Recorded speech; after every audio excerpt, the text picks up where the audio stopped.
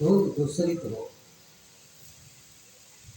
साफ सुथरा नहीं है, लेकिन किसी ने खरीदा और मकान का पूरी तरह इनोवेशन किया, साफ किया। जहाँ रिपेयरिंग की जरूरत थी वहाँ रिपेयरिंग किया, पुट्टी लगवाया, कलर करवाया, सुंदर सा। फर्श सही नहीं है, फर्श ठीक करवाया, खिड़की दरवाजे पर पर्दा लगाया, सुंदर। वहाँ प्रकाश की व्यवस्था, पानी और हवा की व्यवस्था, सब कुछ बदल दिया। अब पहले वाले मकान से जब उसी मकान को, पहले जो कंडीशन थी उस मकान की, अब बदल देंगे तो उसकी कीमत बढ़ जाएगी, देखने में अच्छा लगेगा, सब कुछ अच्छा लगेगा। आपका ही कपड़ा है और आपका कपड़ा मैला कुचैला पड़ा है, संकटों से भरा हुआ है। कपड़ा अच्छा है, क्वालिटी अच्छी है, लेकिन गंदा है। लेकिन उस कपड़े को बढ़िया से सर्फ पाउडर साबुन से धो दिया गया, सुखा करके सुंदर सा प्रेस कर लिया गया, वह कपड़ा पहनने में अच्छा लगेगा।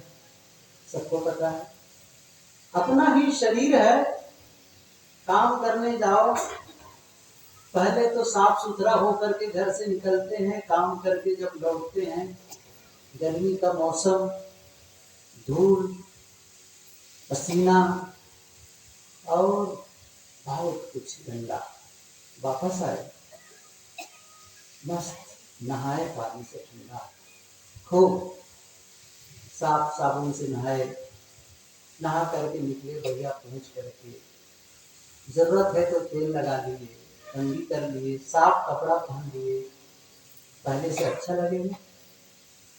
ये मैं क्यों बता रहा हूँ? जब आप किसी को बदल देते हैं, किसी चीज को बदल देते हैं, अपने शरीर में कुछ अच्छाइयाँ डाल देते हैं, तो वही अच्छा लगने लगता है पहले से। ये जीवन के विषय ही बताना चाहता हूँ। एक ऐसा जीवन जो उबड़ खाबड़ है, एक ऐसा जीवन बेतरतीब है, लेकिन उसी जीवन को थोड़ा बदल दिया जाए, ठीक कर दिया जाए। अब वही जीवन जिसमें लोग कह रहे थे मैं दुखी हूँ, मैं अशांत हूँ, मैं बीमार हूँ, मैं गरीब हूँ, मैं बहुत लड़ाई झगड़ा में उलझा हूँ, अब जब उस जीवन को बदल दिया गया तो उसी जीवन में अब सुंदर स्वास्थ्य का अनुभव, शांति का अनुभव, सुख का अनुभव, प्रेम का अनुभव होने लग गया। जीवन तो वही था, कोई अलग नहीं है, जीवन वही, जैसे मैंने कहा मकान वही था, बस चेंज कर दिया, कुछ कपड़ा वही है, थोड़ा उसमें सफाई कर दी है। उदाहरण दिया जाता है, मैं कई बार देता हूँ, गुरुदेव सदगुरु कबीर ने हीरे का उदाहरण बहुत दिया। हीरा, बीजक में, हीरा सोई सराहिए सहे गहन की चोट, हीरा परा बाजार में रहा छाड़ लपटाए, हीरा कहाँ न खोलिए जहाँ कुजरों की हाट। कई जगह हीरे का उदाहरण देते हैं। सूरत, जहाँ गुरुदेव जी का आश्रम, वहां रहना होता है हम लोगों का, उस शहर को कहते हैं डायमंड सिटी, हीरों का नगर। मतलब वहां पर हीरे तरासे जाते हैं, वहां हीरे पैदा नहीं होते हैं।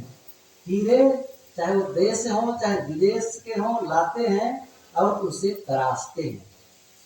दोनों प्रकार के हीरे जब आप देखेंगे, मैंने तो कहा था अपने वहां जो ऐसे प्रेमी भक्त लोग हैं, जो लोग हीरे का काम करते हैं, तो हीरे जरा दिखाना, भाई कबीर साहब ने बहुत हीरा का, हमको हीरा दिखे भी नहीं।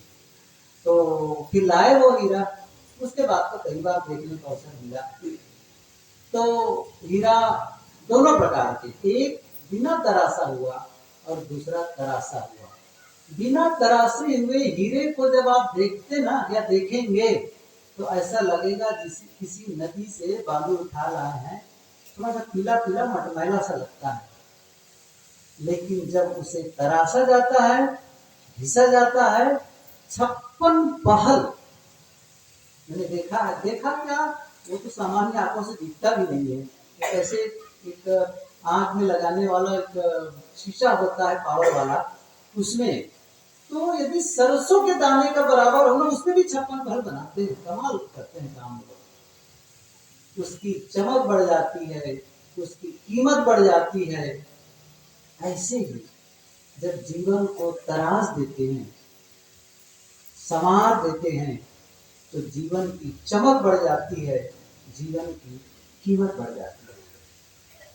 लेकिन उस प्रोसेस से गुजरना, महात्मा लोग उदाहरण देते हैं कि पत्थरों की चुनाई हो रही थी, तो एक पत्थर था, उसकी मूर्ति बनाने के लिए उस पर थोड़ा सा चीनी हथौड़ी की मार पड़ेगी ना किसी पत्थर के, तो पत्थर ने कहा नहीं मुझे बहुत दर्द हो रहा है।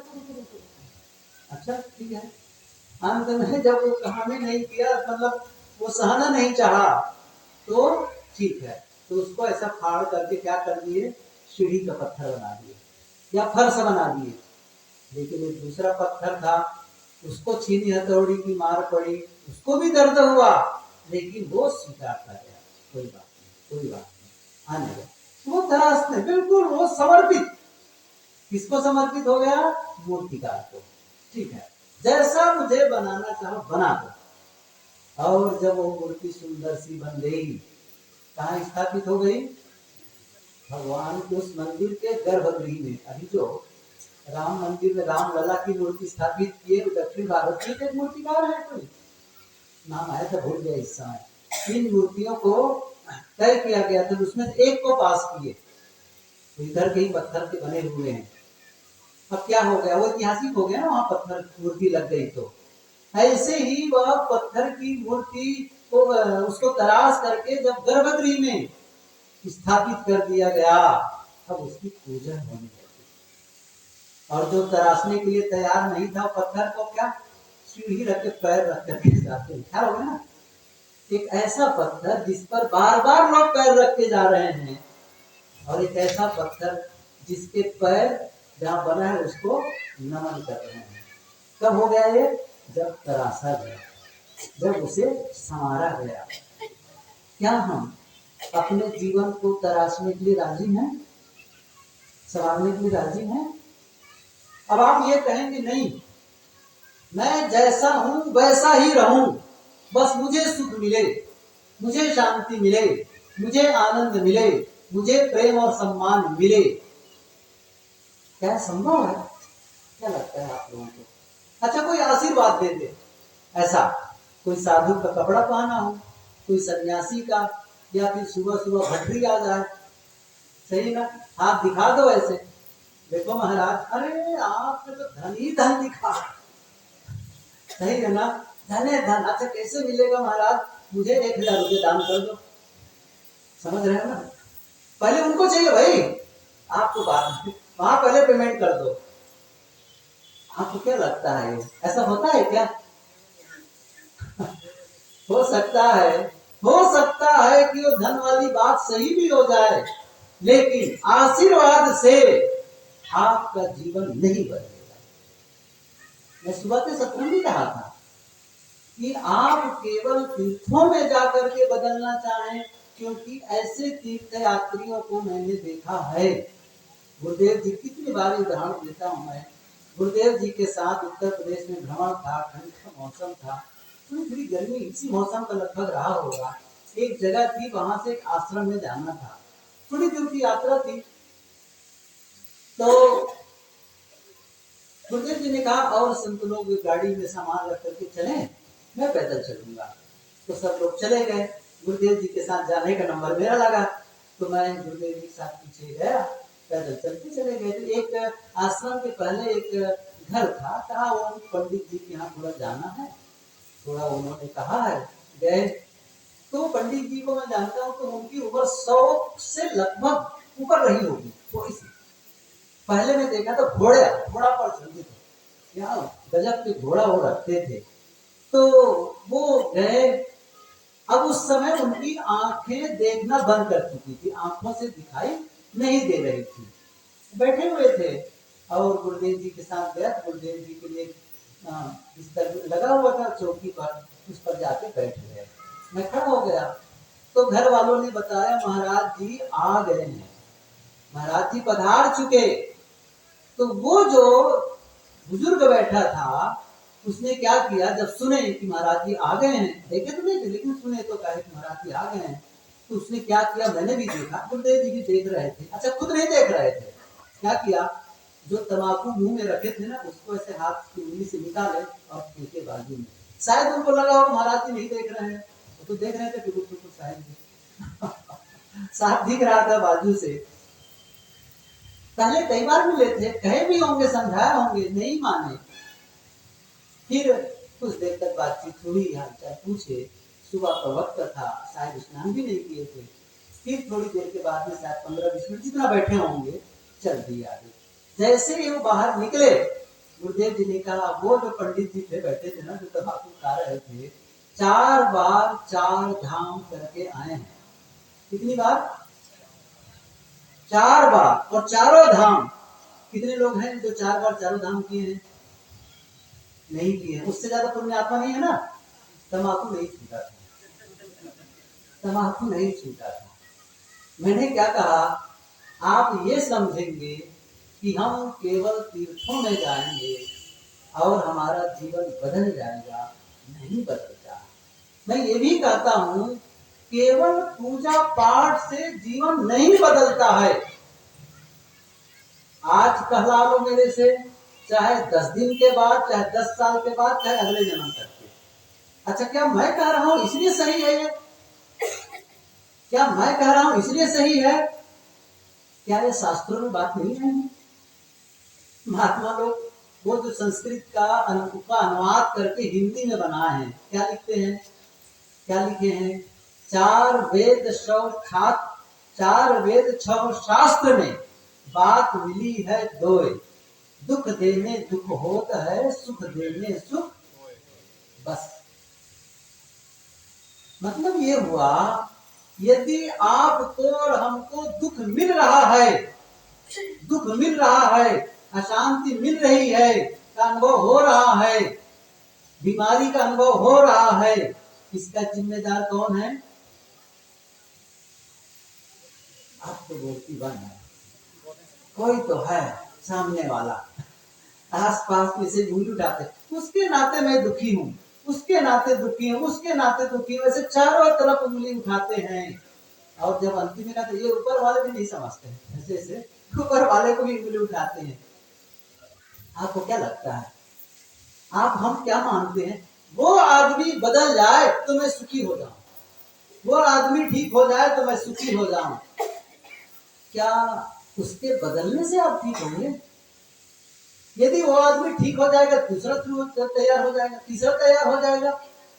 आप लोगों को बदलने के फेर में पड़े रहते हैं, केवल एक ही काम नहीं करते, खुद को बदलने का, है ना। जितने, किसी ने बहुत सुंदर एक संत ने लिखा है, औरों को वश करने का जो मेहनत बहुत उठाते हो, इससे अच्छा तो निज मन को वश क्यों नहीं लाते हो। दूसरों को ठीक करने के लिए मेहनत करते हो, पति महाराज ठीक हो जाए, श्रीमती ठीक हो जाए, माता पिता ठीक हो जाए, बच्चे ठीक हो जाए, सास ठीक हो जाए, बहू ठीक हो जाए, भैया भाभी ठीक हो जाए, ननद सब ठीक हो जाए, सब ठीक हो जाए, केवल एक आदमी ठीक ना हो, आप, है ना, सब ठीक हो जाए, केवल मैं भर ठीक ना हो, सब दुनिया ठीक हो जाए, रिजल्ट आएगा। मैं पूछ रहा हूँ, दुनिया ठीक हो गई और आप भी ठीक हैं, क्या होगा? अब ये सूत्र सबको याद है, दीवारों में भी पहले लिखा मिलता था, बताऊं क्या सूत्र लिखा जाता था?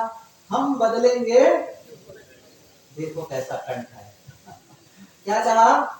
हम सुधरेंगे, हम बदलेंगे, ये केवल मुंह तक है बस, सही है ना। भीतर क्या है? ये श्रीमान बदल जाए बस ठीक हो जाए। क्या बताएं, दुनिया को बदलने के चक्कर में दुनिया को दोष दे रहे हैं अपने जीवन के लिए। दोष दे करके सफलता मिली है किसी को? क्या बुद्ध ने अपने जीवन में दोष दे करके बुद्धत्व का अनुभव किया? सदगुरु कबीर ने दूसरों को दोष दे करके अपने जीवन में सत्य का अनुभव किया?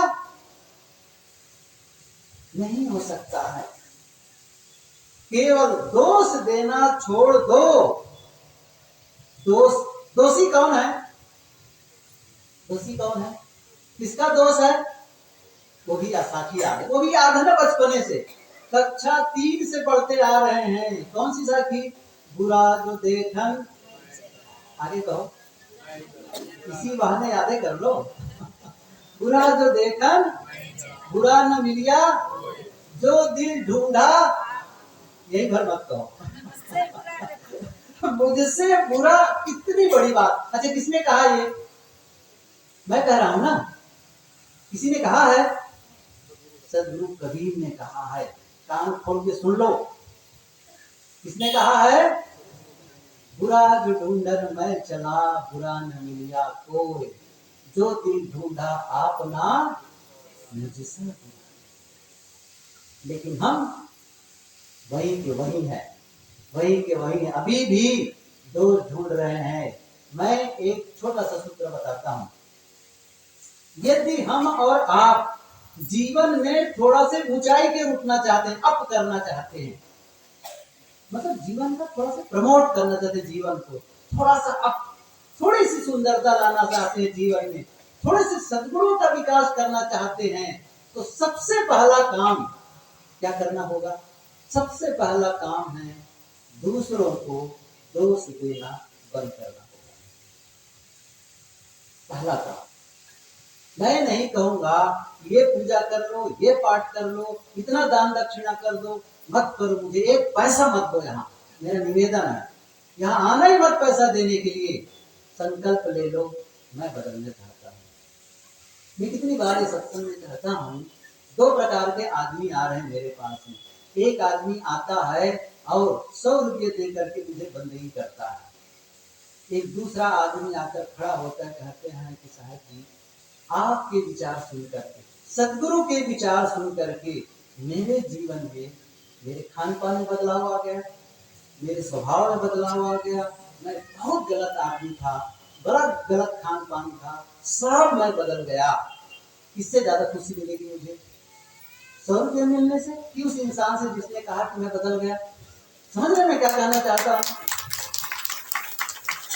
मैं ये कहना चाहता हूँ, संत जन किस लिए घूम रहे हैं? हम लोग के लिए रोटी नहीं थी हमारे घर में? मैं पूछता हूँ, भोजन नहीं मिलता था क्या? हम लोग को अच्छा नहीं लगता था रंगीन कपड़ा पहनना? आपको एक चीज बताऊं मैं, आपको एक ऐसी साड़ी दे दी जाए और उसी प्रकार की साड़ी आपके घर में 50, 60, 70, 80 रख दे, एक ही साड़ी को, एक प्रकार की साड़ी, और उसको पहनना पड़े, रोज पहनना पड़े, कितने दिन तक के? महीना भर, साल भर, 2 साल, 10 साल, 20 साल, 50 साल पहनना पड़े, कैसा लगेगा? अच्छा लगेगा? हम लोग तो रोज उसी कपड़े पहनते हैं। सही है कि नहीं है? क्या कपड़े नहीं मिल रहे थे? सब कुछ था, पैसे के लिए नहीं। संत जन कहीं भी जाते हैं, सच्चे संत केवल प्रेरित करते हैं, बदलो, आप बदल जाओ, बस हम बदले। और खुद भी बदलना, ऐसा नहीं है कि आपको बदलने का कोई मेरा कोई लक्ष्य है। पहले खुद बदले, हमको भी बदलना, मुझे भी बदलना है, हम सबको बदलना है, तब जाकर के जीवन में परिवर्तन। मैंने कहा ना, पूजा पाठ से जीवन नहीं बदलता है, जीवन बदलता है जब आप बदलते हैं। समझ रहे हैं ना? जब होता है जब आप बदलते हैं। और आपके बदलने का क्या मतलब है, चर्चा करते हैं। आपका बदलने का मतलब क्या है? आपका बदलने का मतलब चेहरा को बदल लेना, कपड़े को बदल लेना, घर मकान को बदल लेना, गाड़ी मोटर को बदल लेना। आपको बदलने का मतलब क्या है? पति बदल दो, अच्छा पत्नी बदल दो, सास ससुर बदल दो, क्या बदलो? आपको बदलने का मतलब है आपका मन बदले। आपकी वाणी बदले, आपके कर्म, यही तो बदलना है। और वही नहीं बदलेंगे तो सबका बदलना बेकार है, कोई मतलब नहीं। आपका विचार बदल जाए, विचार ही हमें सुख दुख देते हैं, सोचने का तरीका ही हमें सुखी बनाता है और सोचने का गलत तरीका हमें दुखी बना देता है।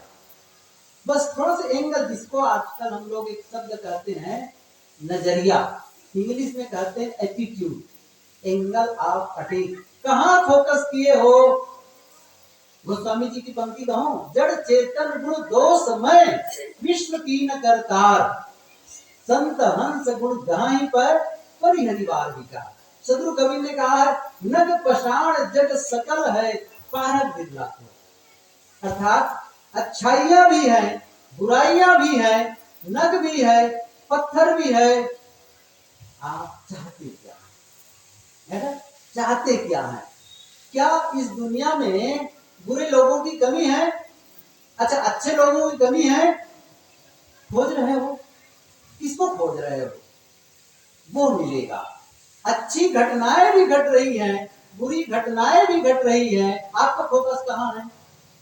एक माता जी थी, बुढ़िया माता कह रहे, माताओं की संख्या ज्यादा है ना, तो माता जी थी, तो उनकी दो बेटियां थी।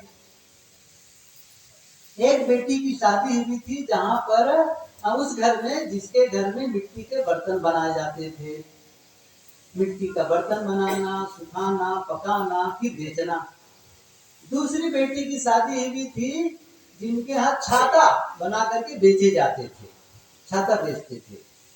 अब क्या होता था, मौसम बदल जाता था, जब बारिश का मौसम आ जाता था, बादल आता था, बारिश का मौसम, तो गुड़िया बहुत रोने लगती थी, मेरी बेटी के मिट्टी के बर्तन कैसे पकेंगे, सूखेंगे कैसे, पकेंगे कैसे, कौन खरीदेगा इसी बरसात में, बहुत रोती थी।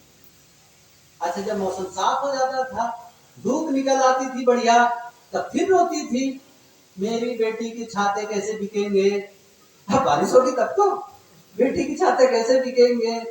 मौसम यदि बारिश वाला हो तो रोए, साफ मौसम हो तो रोए, रोती रहती थी। गांव वालों ने कहा, रोने वाली बुढ़िया।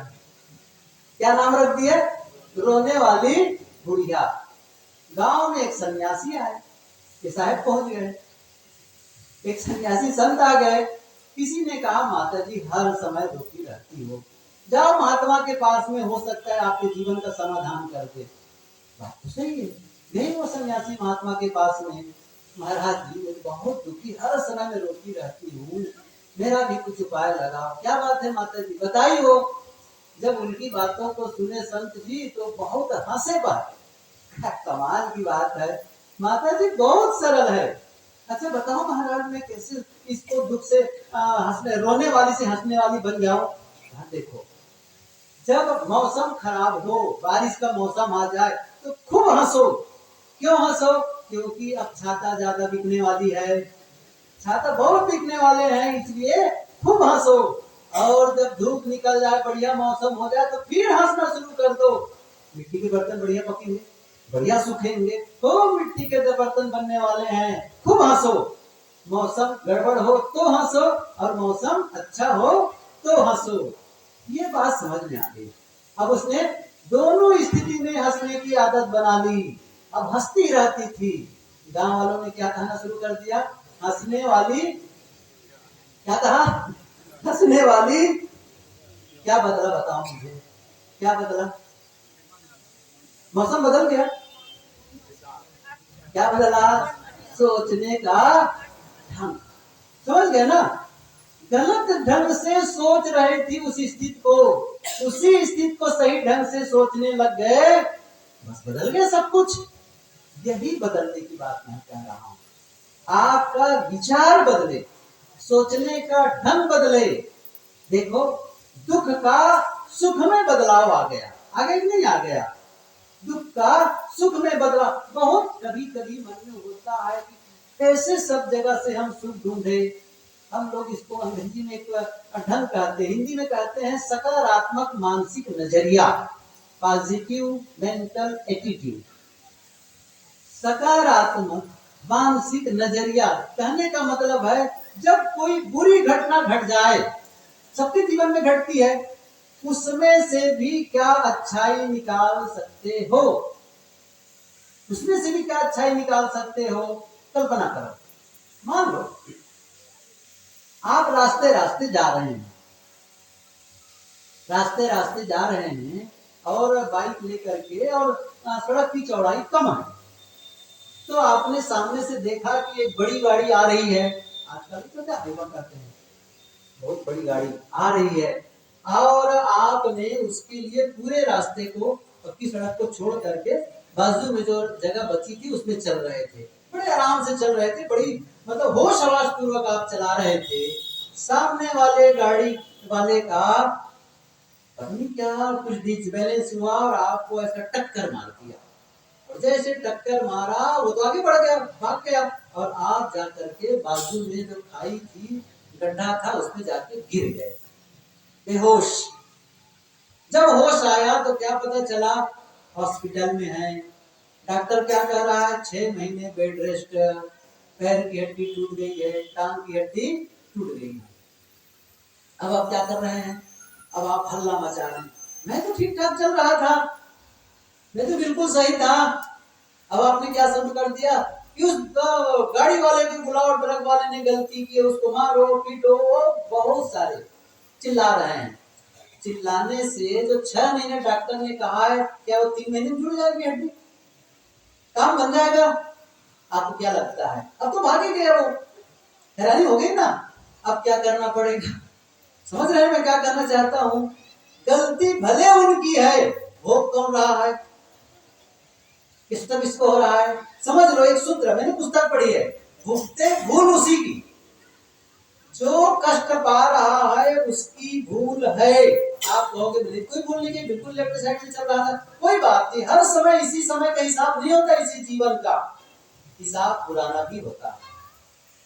यदि आपने कहीं उधारी बकाया रखा है, उदाहरण दिया करता हूँ, एक दुकान है जहां जाकर के आप सौदा लेते हैं, और वहीं जाते हैं, सौदा खरीदते हैं, पेमेंट करते हैं, सौदा लेते हैं, पैसा देते हैं, 3 महीने 4 महीने कई महीने से कर रहे हैं।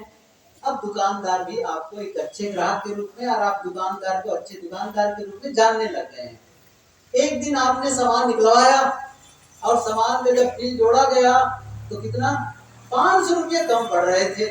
आपने कहा भैया क्या करूं, ये तो पैसे कम पड़ रहे हैं, अब तो कुछ सामान कम करना पड़ेगा, मेरे पास इतने पैसे लाया नहीं, मुझे पता ही नहीं था इतना हो जाएगा। दुकानदार ने चिंता मत करो, बहुत दिन से मैं आपको जानता हूँ, आप ले जाओ, बाद में दे देना, गायब होता है नहीं, ठीक है ले जाओ, ले गए। अब फिर क्या हुआ, कुछ महीने के बाद में फिर आए वो, और क्या किया, सौदा लिया, पेमेंट किया, सौदा लिया, ऐसे आता गया। दुकानदार संकोच में नहीं गया, हो सकता है पैसा होगा तब दे देगा। ऐसा करते करते 2-3 साल बीत गए, 2 साल बीत गए, साल भर बीत गए।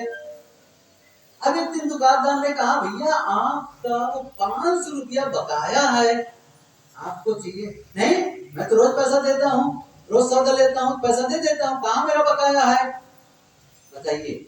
अच्छा, उस आदमी को उस 500 का बकाया देना पड़ेगा नहीं पड़ेगा? नहीं पड़ेगा।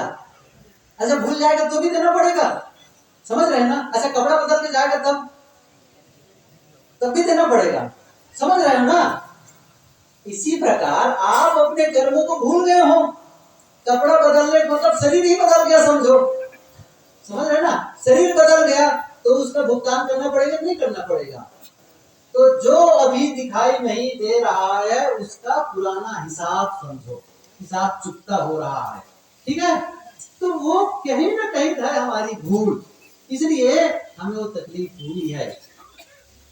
मान लो आपको अब उसमें से अच्छा क्या निकालना है, कल्पना करो।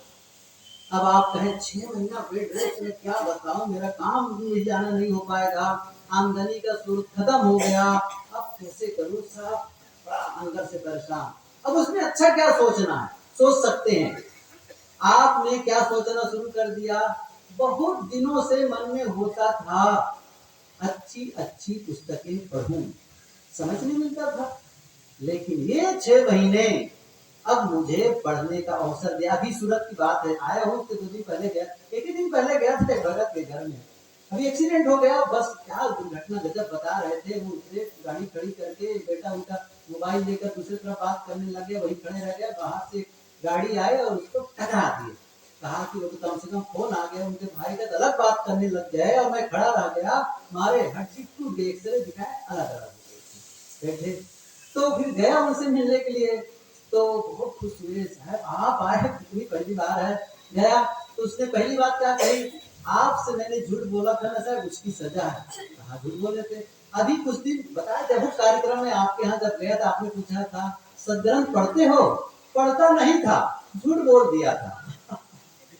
अब उसने मुझे पढ़ने के लिए प्रेरित कर दिया, पुस्तक रख के दिखा, इसको पढ़ रहा हूँ, रोज इसी को पढ़ता हूँ।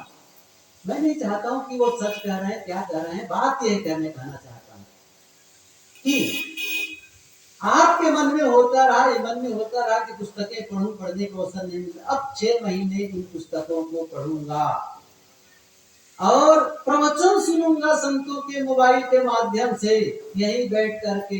कई रिश्तेदारों से मिलना नहीं होता था, अब जब वो लोग आएंगे उनसे बातचीत करूंगा। 6 महीना इस प्रकार से बिताऊंगा, ये आपने तैयार कर लिया। मैं आपको बताना चाहता हूँ, 6 महीने में जितना आप पढ़ करके ज्ञान हासिल कर सकते हैं, प्रवचन सुन करके जितना ज्ञान हासिल कर सकते हैं, कई लोग जीवन भर उतना ज्ञान हासिल नहीं कर सकते हैं। और उस ज्ञान को लेकर के आपके जीवन में क्रांति आ सकती है। ऐसे उदाहरण मैंने पढ़े हैं, उन्होंने लिखा है अपने जीवन के विषय में। उस दुर्घटना के नाते मुझे अवसर मिला और जो पढ़ करके ज्ञान मिला उसने तो मेरे जीवन को ही बदल दिया, जीवन बदल गया। मैंने क्या कहा, सकारात्मक मानसिक नजरिया। जहां गलतियां हो गई, जहां हमारे लिए अच्छी बातें नहीं है, वहां से भी अच्छी बातें खींच लो, वहां से भी ले आओ। ये बदलने का तरीका यही है। तो मैंने क्या कहा, आपका सोचने का तरीका बदले तो जीवन बदलने का मतलब यही है। अब अच्छे ढंग से, सही ढंग से सोचना शुरू करो। हो सकता है आपके ही परिवार में, आपके ही घर में कोई ऐसे हो, आपके ही रिश्ते में कुछ टॉक्सिक लोग हो सकते हैं, बड़े मतलब उनका न बोलने का ढंग, न व्यवहार का ढंग, ऐसा लगता है ये आदमी पता नहीं कौन मेरे के इंसान बने हैं। भगवान बनाते समय कैसे इसको बनाए हैं, हर समय इनकी बातें। अच्छा करोगे क्या, क्या करोगे, किसको बदल डालोगे? वो तो बदलने वाले नहीं है, सही है ना? तो क्या हर समय दुखी बने रहना उचित है? मैंने एक पुस्तक पढ़ी है, the power of now, Hindi में है शक्तिमान वर्तमान। उसमें उन्होंने एक हार्ट, जर्मनी के लेखक हैं, उन्होंने क्या लिखा है, जिन परिस्थितियों से आप परेशान हैं, देख लीजिए अपनी कोई परिस्थिति, चाहे आपका घर, चाहे आपकी दुकान, चाहे आपका ऑफिस, कोई भी रिश्तेदार, जिन परिस्थितियों से आप परेशान हैं उनके लिए 3 विकल्प, सुन लीजिए, 3 विकल्प हैं। क्या क्या है? पहला विकल्प है उस परिस्थिति को बदल डालो, उस परिस्थिति को बदल डालो। आपने क्या कहा, मैं परिस्थिति नहीं बदल सकता। अच्छा, तो फिर आप उस परिस्थिति से अपने आप को अलग कर लो। कहा मैं अलग भी नहीं कर सकता, सही है ना? न वो परिस्थिति बदल सकता हूँ, न मैं अपने आप को उस परिस्थिति से अलग कर पाऊंगा, नहीं कर सकता हूँ, मुझे रहना ही है वहां। तब तीसरी बात उन्होंने क्या कही, तब जो कुछ हो रहा है उसको स्वीकार करो, एक्सेप्टेंस, स्वीकार, स्वीकार भाव, यह स्वीकार लो इस आदमी का स्वभाव ऐसा ही है। कैसे स्वीकारना है, कैसे स्वीकारना मैं बताता हूँ इसको। जैसे तूफान आ गया, आंधी आ गई और आपका बहुत सारा नुकसान कर दिया, बिजली, जोर से बिजली कड़की और वहां से बिजली गिरी और बहुत नुकसान कर गई। धरती कम, मतलब भूकंप आ गया और आपका बहुत, पता नहीं होता धरती का भूकंप आया है, जानते कि नहीं जानते हैं? सभी कुछ समय पहले की बात है, वहां कुंभ में क्या कहते हैं, नेपाल में आया था कि नहीं? और 2001 में अपने ही भारत में कच्छभुज की का जो क्षेत्र है वहां आया था, गजब की बातें हुई थी वहां पर भी, पूरे धराशायी हो गया था, धराशायी, गजब है वो। तो वो स्थिति आ गई तो क्या होगा, उसको स्वीकारते कि नहीं स्वीकारते हो? प्राकृतिक आपदा, जिसको देवी प्रकोप कहते हैं, प्राकृतिक आपदा को आप स्वीकारते हैं? स्वीकारते हैं। उसी प्रकार से उसे प्राकृतिक आपदा की तरह मानो, इस इंसान के बारे में कुछ किया नहीं जा सकता, जो है उसको स्वीकारना पड़ेगा। ठीक है? नहीं तो क्या होगा, स्वीकार नहीं रहे हो, साथ रहना भी है, अंदर अंदर घुट घुट के जीना, नहीं, ये जीना ठीक नहीं है। या तो बदलो उसको, या अपने आप को अलग कर लो, या फिर स्वीकार करना शुरू करो। ये जो स्वीकार भाव है, यही हमें सुरक्षित रख सकता है। तो मैं ये कह रहा था कि कुछ लोग हो सकते हैं ऐसे जो सचमुच इस ढंग से हैं, कुछ लोग होते हैं, स्वभाव ही ऐसा होता है, दूसरों को तकलीफ देना ध्येय रहता है उनका। क्या करोगे, उनका ढंग है, उनके संस्कार वैसे हैं, मुझे क्या करना है, जैसा उनका संस्कार है मेरा संस्कार वैसा ना हो, जैसा उनका स्वभाव है। क्यों? उनका स्वभाव बुरा लग रहा है, बुरा लग रहा है, अच्छा मैं भी वही करूंगा तो क्या होगा, तो मेरा स्वभाव अच्छा हो जाएगा। एक गलती उसने की, दूसरी गलती मैं कर रहा हूं, ठीक है, दो गलती मिल करके एक सही हो जाएगी? नहीं होता है ना। वो भी गलती, मैं भी गलती, जैसे उसने क्रोध किया, या उसने मान लो उसने कोई नुकसान किया, और नुकसान किया, एक गलती हो गई उनसे, अब मैं उसको डांट रहा हूं, बहुत जोर से आक्रामक होकर के उस पर प्रहार कर रहा हूं। अच्छा तो ये ऐसा करना मेरा सही है क्या? क्या वो सामान जो गिरा टूटा खराब हो ठीक हो जाएगा उससे? एक गलती उसने की, दूसरी गलती मैंने की, दो गलती मिल करके एक सही नहीं होता है। उससे गलती हुई, चाहे वो अनजाने में चाहे जानबूझ करके किया हो, मेरा दायित्व होता है मैं सहृदय बनूं, मैं उदार बनूं, शब्दों में सही ढंग से प्रयोग करूं, कम से कम उनके साथ में सही बिहेव करूं, उन्हें महसूस होगा कि सचमुच मेरे से गलती है, और संभावना क्या है सुधरने की, सुधरने की। मतलब हम थोड़ा सहृदय नहीं होना चाहते हैं, जैसी उसकी गलती वैसे ही गलती करना चाहेंगे। नहीं, आप ऐसा मत करिए। आपको क्या करना है, दूसरों से गलती, जैसे कबीर साहब जी ने कहा है, किसी ने गाली दी, किसी ने गाली दी, अब क्या करना है, गाली के बदला विकल्प है। क्या विकल्प है? गाली का उत्तर गाली से दो, एक विकल्प। दूसरा विकल्प है गाली का उत्तर मीठे शब्दों से दो। तीसरा विकल्प है कोई उत्तर मत दो। समझ रहे हैं? क्या यही चुनाव करेंगे, गाली का उत्तर गाली से दें, बराबर हो गए? क्या मतलब निकलता है? साहिब की पंक्ति याद करो, आवत गारी एक है, उल्टत हो अनेक, कहाँ ही कबीर ना उलटिए वही एक किए, गाली आती है तो एक ही आएगी ना। अच्छा आपने उलट दिया तो दो, एक वचन से हो गया अब बहुवचन। साहब ने कहा ना उल्टा तो, अच्छा फिर आपकी गई, वो तो इंतजार खड़ा था फिर से वापस करने के लिए, फिर उसने बौछार शुरू की, फिर आपने की, फिर उसने कहा, फिर कहीं तो रुकोगे, कोई तो थमे, आप थम जाओ। थमने वाला छोटा नहीं होगा। आपको क्या लगता है, गाली देने वाला बड़ा कि शांत रहने वाला बड़ा, किसको आप कहेंगे? बिल्कुल, आप अपने जीवन की ऊंचाई उठाना, जीवन इसी से बनता है, जीवन इसी से बनता है कि आप दूसरों की गलती के अनुरूप गलती न करें, दूसरे के कटु शब्दों पर कटु शब्दों का उत्तर न दें, गाली उत्तर गाली से न दें, तो क्या होगा?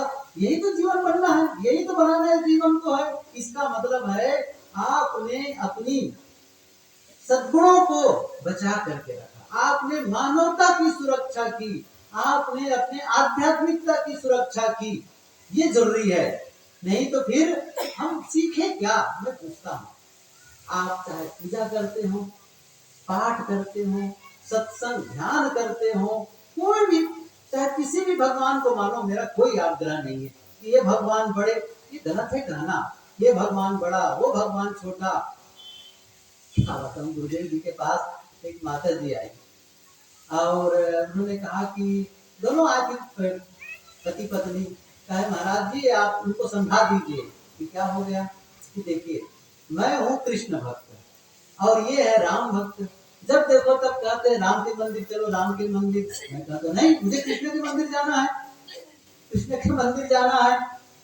तो मैं नहीं जाने वाली हूँ। हर समय देखो राम मंदिर राम मंदिर, नहीं नहीं मैं कृष्ण के मंदिर जाऊँ। अब इसी बात को लेकर के लड़ाई होती रहती है। गुरुदेव जी ने कहा उसको बहन को, बहन जी बात बताओ, आप शादी किससे हुई है? इन्हीं से हुई है, ठीक है। आप इनका सम्मान करते हो, सब कुछ करते हो, प्रेम करते हो। अपने घर में तो और भी पुरुष होंगे ना, ससुर के रूप में, देवर के रूप में, जेठ के रूप में, हाँ ठीक है। समर्पित किसके लिए हो? पति के लिए। लेकिन घर के जो दूसरे लोग हैं उनको जल भोजन पानी देती हो? हाँ देते हैं, बस उतना ही तो करना है। समर्पित हो कृष्ण के लिए, लेकिन भगवान राम के मंदिर में जाकर उसको पानी नहीं चढ़ा सकते हो, उस पर अर्पित कर सकते हो, हाथ नहीं जोड़ सकते हो। अब ऐसा समझा तो जा सकती हो। ये कहते हैं मेरे कृष्ण राम बड़े हैं। बस ये बड़े ही कहना गलत है। राम और कृष्ण में कौन बड़ा, ये कहना ही गलत है कि कौन बड़ा कौन छोटा। राम भी बड़े, कृष्ण भी बड़े, शिव भी बड़े, बुद्ध भी बड़े, महावीर बड़े, कबीर बड़े, ये मानकर चलो मेरे से सब बड़े। सही है ना, मेरे से सब बड़े। इसलिए बड़े छोटे मत करो, किसी की पूजा करो, किसी की आराधना करो। कोई कुछ न कुछ आप धार्मिक और आध्यात्मिक काम करते हो, क्यों क्यों करते हो बताओ? आज फाइनल कर लो, आप भगवान के लिए करते हैं कि अपने लिए करते हैं? जो भोग लगाते हो भगवान के लिए कि अपने लिए? किसके लिए करते हो? भगवान के लिए। भगवान को कमी खाने की अपने लिए है ना? सही है कि नहीं है? पता चल रहा है, गड़बड़ तो हो रहा है कहीं ना कहीं। अपने लिए, अच्छा अपने लिए करने का क्या मतलब है? अपने लिए करने का मतलब है भीतर की पवित्रता। सही है ना? भीतर की पवित्रता, अंतस की शुद्धि, भीतर की विनम्रता बढ़े। क्या बढ़े? विनम्रता बढ़े, धैर्य बढ़े, सहनशीलता बढ़े। ये आपने इसके लिए पूजा पाठ शुरू की है, और ये नहीं बढ़ा तो पूजा पाठ का क्या मतलब है? यही बढ़े तो आपका क्या होगा? जब आपके जीवन में विनम्रता बढ़ जाएगी, जब आपके जीवन में धैर्य और सहनशीलता बढ़ जाएगी, व्यवहार अच्छा नहीं होगा, व्यवहार भी अच्छा होगा, आपको भी सुख मिलेगा। कोई भी काम करोगे धैर्य पूर्वक और बिल्कुल लगन पूर्वक, काम अच्छा हो नहीं होगा? काम भी अच्छा होगा, व्यवहार भी अच्छा होगा, आपको भी सुकून मिलेगा, क्योंकि आपने इन गुणों को विकसित किया है। तो कहाँ किए हैं? जब आप साधना में बैठे, जब आप चिंतन में, सत्संग में बैठे, पूजा पाठ में बैठे, इसको विकास किए। जैसे मंदिर में गए, बहुत विनम्र होते नहीं होते, हाथ जोड़ते विनम्र होते हैं, बहुत ही विनम्र और मीठे शब्दों का प्रयोग करते। ये आपने क्या किया? कमाई की, आपने कमाई की। अब इस कमाई को क्या करना है? आपने पवित्रता की कमाई की, इस कमाई को क्या करना है? घर आकर के उस कमाई को बांटना है। कैसे? जैसे एक आदमी नौकरी करता है और महीने में उसको तनख्वाह मिली, तनख्वाह लेकर के घर आया, घर आता तो क्या करता है? अपने बच्चों को, लो बच्चों पैसे लो, स्कूल का फीस जमा कर देना, अच्छा लो पैसे लो, पुस्तक कापी ले लेना, बांट रहा है ना? अपनी श्रीमती से कह ले तू भी पैसा ले ले, सब्जी भाजी ले आना, चावल दाल ले आना, किचन का सब सामान ले, ले पैसे ले लो, दे रहे हो। कोई भिखारी आए, ले तू भी 10 रुपया ले, क्योंकि कमा के लाए हो तो बांट रहे हो, बांट रहे हो। ऐसे ही जब आप मंदिर में जाकर के, सत्संग स्थल में जाकर के जो पवित्रता, जो विनम्रता कमा के लाए हो, कहाँ बांटो? बांटो घर में, दो उनको विनम्रता, दो उनके साथ में शांति, दो उनको प्रेम, ये तो कमा करके लाए हो।